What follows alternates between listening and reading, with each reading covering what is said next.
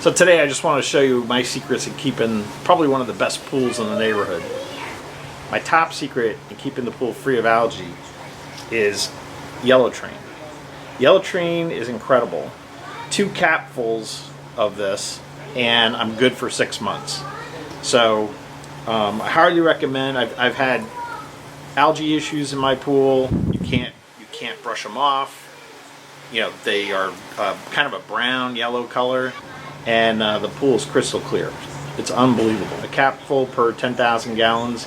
My pool's probably like 3,000 gallons, and I seem to get away with 2 capfuls. Now for the do-it-yourselfers.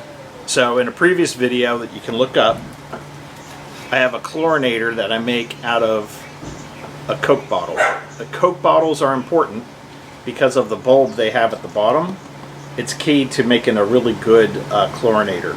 So look up my other video on chlorinators. Check that out. I'll put a link below. You have to have a good sweep. I like the Zodiac. The main reason, I had a Hayward and it had hundreds of parts that kept breaking. The Zodiac has 1 active part. Just ask, what would Dad do? And they better ask him before it's too late.